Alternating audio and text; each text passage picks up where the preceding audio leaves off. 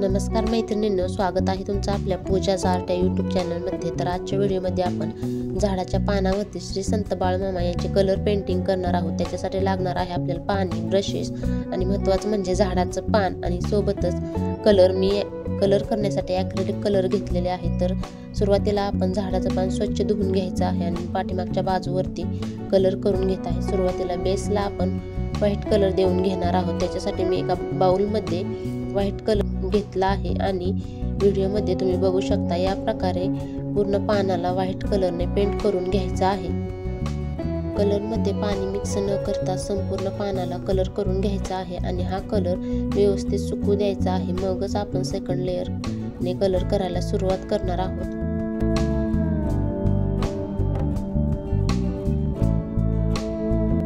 मैत्रिणींनो, तुम्ही बघू शकता आपला कलर देऊन झालेला आहे। तर हा आपला बेस पूर्ण आहे। हा सुकल्यानंतरच आपण येलो कलरने सेकंड लेअर कंप्लीट करून घेणार आहोत।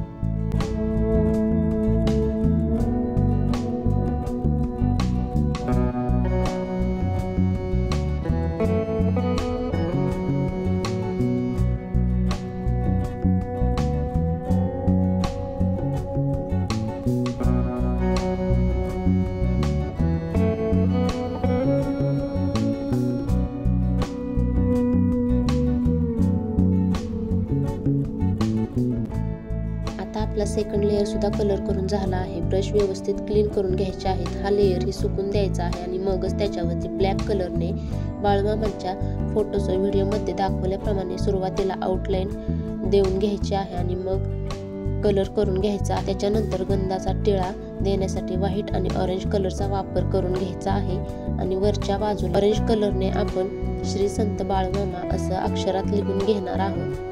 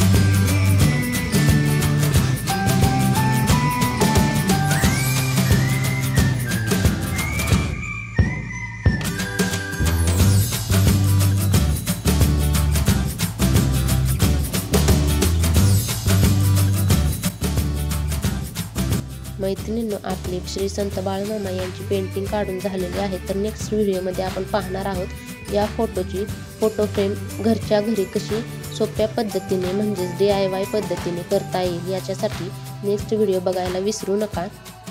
तो व्हिडिओ तुम्हाला नेक्स्ट वीकमध्ये बघायला भेटेल आणि व्हिडिओ आवडला असेल तर व्हिडिओला लाईक करा, शेअर करा आणि चॅनलला सबस्क्राईब करायला विसरू नका। धन्यवाद।